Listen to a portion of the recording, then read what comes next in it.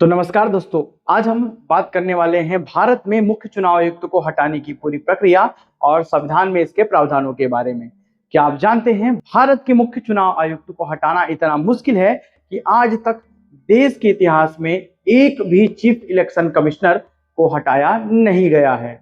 लेकिन साल 2026 में पहली बार संसद में ऐसा प्रस्ताव लाया गया है।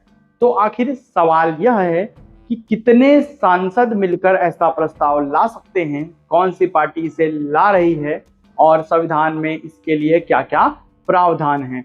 आज इस वीडियो में हम समझेंगे चीफ इलेक्शन कमिश्नर को हटाने की पूरी संवैधानिक प्रक्रिया के बारे में। वर्तमान 2026 में पहली बार संसद में ऐसा प्रस्ताव लाया गया है। विपक्षी गठबंधन इंडिया ब्लॉक ने वर्तमान मुख्य चुनाव आयुक्त श्री ज्ञानेश कुमार को हटाने के लिए नोटिस दिया है। द इकोनॉमिक टाइम्स की रिपोर्ट्स के अनुसार इस प्रस्ताव का नेतृत्व मुख्य रूप से ऑल इंडिया तृणमूल कांग्रेस ने किया है। विपक्ष ने आरोप लगाया है कि चुनाव आयोग ने कुछ मामलों में पक्षपात किया है। अब समझते हैं संविधान में क्या प्रावधान है। भारत में चुनाव आयोग की व्यवस्था आर्टिकल नंबर 324 में दी गई है। इसी अनुच्छेद के क्लॉज 5 में लिखा है कि चीफ इलेक्शन कमिश्नर को उसी तरीके से हटाया जाएगा जैसे सुप्रीम कोर्ट के जज को हटाया जाता है, यानी सरकार सीधे उन्हें नहीं हटा सकती। अब हम बात करते हैं कि चीफ इलेक्शन कमिश्नर को हटाने के आधार क्या क्या हो सकते हैं। चीफ इलेक्शन कमिश्नर को केवल दो आधार पर हटाया जा सकता है। पहला है प्रूव्ड मिसबिहेवियर मतलब सिद्ध दुराचार, और दूसरा है इनकैपेसिटी मतलब कार्य करने में असमर्थता। ये वही आधार हैं जो आर्टिकल 124(4) के तहत सुप्रीम कोर्ट के जज के लिए होते हैं। अब बात करते हैं कि इसके लिए प्रस्ताव कौन ला सकता है। तो सीएसी को हटाने का प्रस्ताव संसद के किसी भी सदन में लाया जा सकता है, लोकसभा या राज्यसभा, लेकिन इसके लिए न्यूनतम सांसदों का समर्थन जरूरी है। अब हम बात करते हैं कि कितने प्रस्तावक मतलब एमपीज होने चाहिए।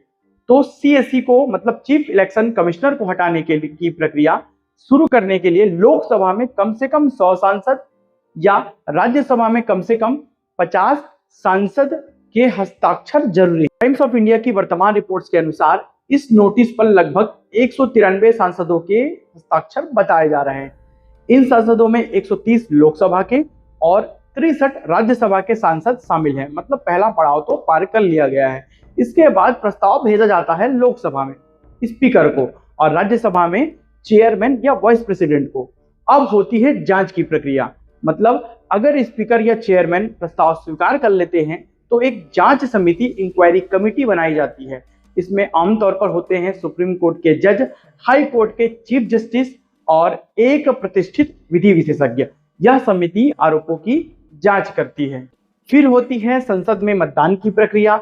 अगर जांच में आरोप सही साबित हो जाते हैं तो संसद में मतदान कराया जाता है। सीएसी मतलब चीफ इलेक्शन कमिश्नर को हटाने के लिए चाहिए कुल सदस्य संख्या का बहुमत और उपस्थित और मतदान करने वाले सदस्यों का 2/3 बहुमत से दोनों सदनों में यह पास होना जरूरी है। बात करते हैं अंतिम चरण की। तो अगर दोनों सदन प्रस्ताव पास कर देते हैं तो अंतिम निर्णय भारत के राष्ट्रपति लेते हैं और राष्ट्रपति के आदेश से सीएसी पद से हटा दिए जाते हैं। अब हम बात करते हैं इतिहास में क्या कभी सीएसी चीफ इलेक्शन कमिश्नर को हटाया गया है।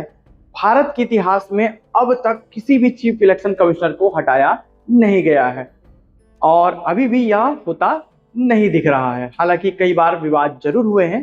तो अब आप समझ गए होंगे कि भारत के मुख्य चुनाव आयुक्त को हटाना लगभग असंभव क्यों माना जाता है।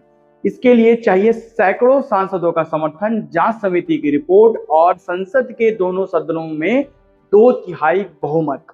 यही वजह है कि आज तक भारत में कोई भी सीएसी पद से हटाया नहीं गया।